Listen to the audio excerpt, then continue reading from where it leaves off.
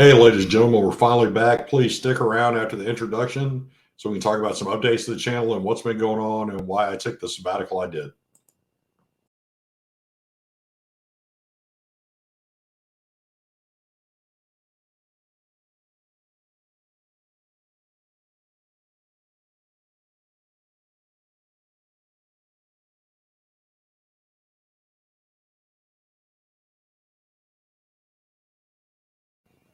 Hey, ladies and gentlemen, thanks for sticking around.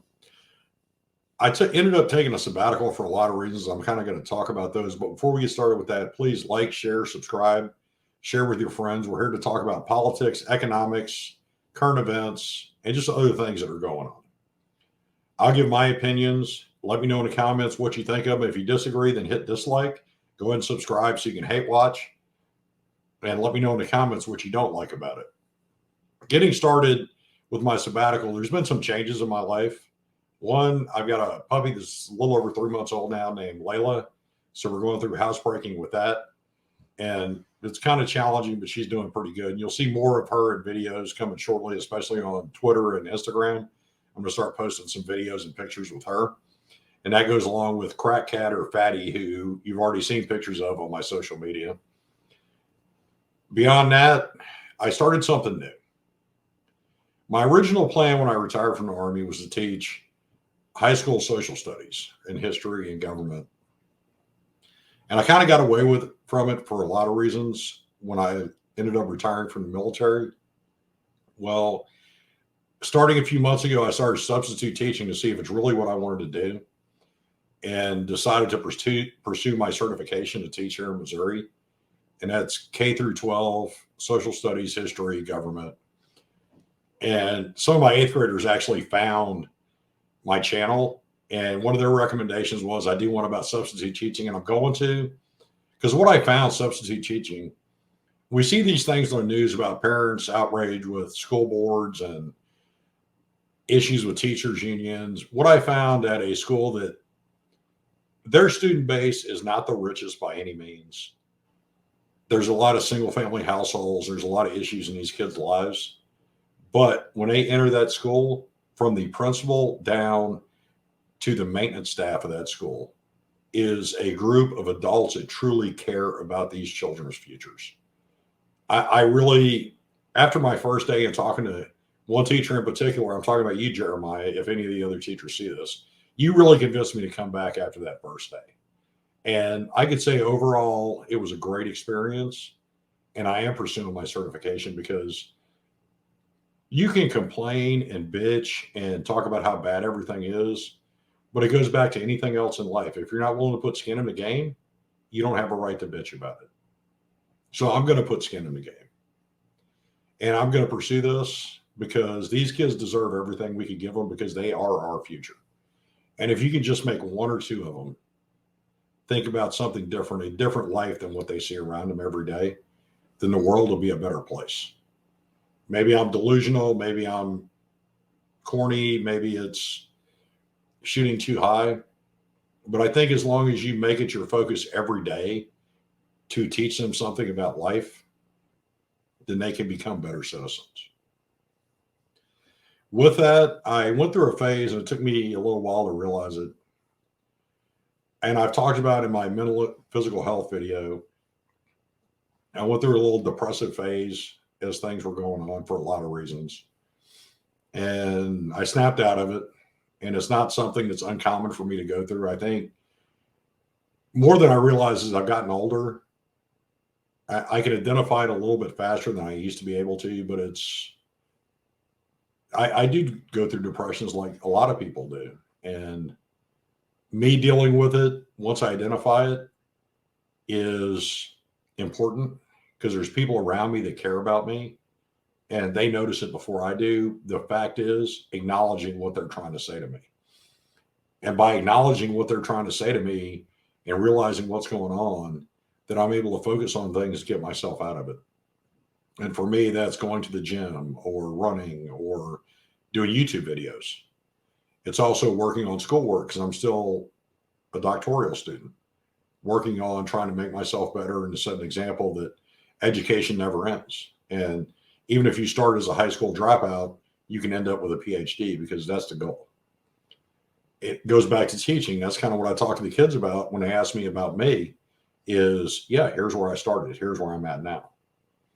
And a lot of them are surprised. And a couple of comments about how much I make is, as a substitute, you don't make a lot.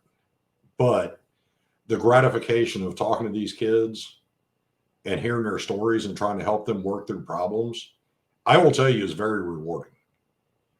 And maybe someone will rethink their future plans based on seeing someone who started off here and now this is where I'm at. And I'm not going to stop. And as far as making videos, I have nothing to say about the school, nothing negative to say about the school I substitute in. The principal of that school, the assistant principals, the counselors, the social worker, it's in passing times, beginning of the day, end of the day, you're not going to find them in their office. They're in those hallways working with students. And to be 100% honest, me snapping out of that depression, that little depressive phase I went through, not to downplay people who are going through one, but for me, I have to notice and snap myself out of it. Working in that school did help me snap myself out of it. Because if I couldn't go in there and give those kids 100% every day, they noticed. And it showed with classroom management and everything else. So a lot of things came together to help snap me out of it. The puppy was one of them. Going to work every day at that school was a huge part of it. So if any of the teachers or administrators see this video or see any of my videos, just know you were part of helping me snap out of it, and you were part of motivating me to go through this certification process. Because I do think what you were doing and what I got to be a part of was outstanding. And yes, this time of year, my allergies are out of control and are driving me crazy. The other part of why I kind of took a sabbatical from this was I was starting to get upset when I would go back through and look at some of my videos, because I wasn't having time to go through and learn some of the editing stuff that I wanted to make the videos better. I go back and look at my videos from when I started this channel a year and a half ago, when my subscribers consisted of my family and a few friends. And then I grew to a little over 13,500 subscribers. And I felt like I wasn't giving you a decent product. And I really didn't have the time or patience to sit down and go through tutorials and try to learn more editing stuff. And now I'm at a point where, yeah, I'm going to do this. So the videos are going to be a little bit different going forward. I'm going to start adding more videos to comment on. The one tomorrow night where I talk about legislating from the bench and why it's okay here, but not okay here. I'm going to play a video as part of that with a senator. And this is stuff I wanted to get more into. I just really didn't have the patience to do it at that point. Not so much time, patience, if we're going to be honest about it, but now I do. And I really want to give you a better product, because if you're going to take the time to watch my video, then you deserve for me to give you the best I can. Moving forward, as I said, tomorrow night, you're going to see the one about the Supreme Court legislating from the bench and why it's really hard for either party to complain about it. We're also going to talk about the changes that have not been made since the election, because there were certain things I said in a video in January about what I expected from the Biden administration that haven't happened. One of my 8th graders also suggested I do a video on substitute teaching.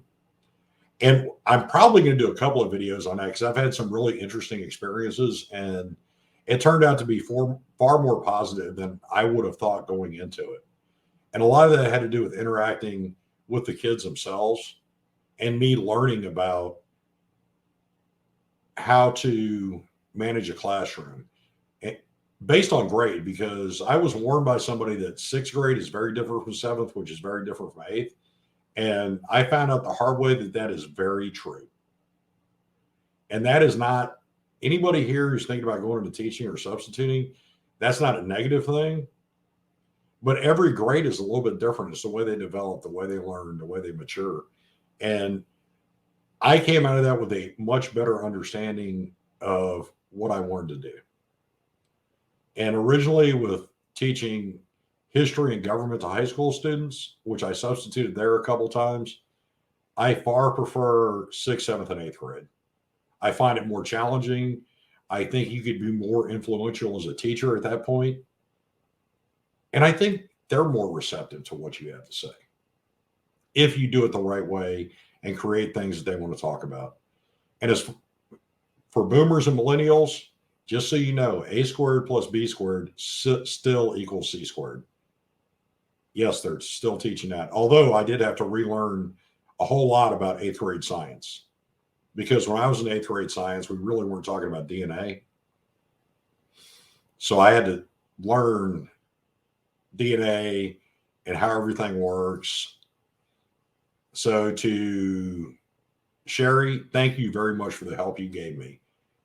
Those 2 weeks with your classes really cemented the fact that this is what I want to do. To Rachel, thank you for being very honest when I asked you that question about certification and whether or not I should take a full-time job. That honesty was very important, and you're one of the few people that gave me a 100% honest, unbiased opinion. Sherry, you were the other one. With that, hey, take care of your families. Keep pushing forward to make this a better place. And remember what John F. Kennedy said, dare to fail greatly. Hey, everybody have a good evening. I'll be back on tomorrow night, and we'll talk about SCOTUS, we'll talk about Congress, and we'll talk about the things that haven't gotten done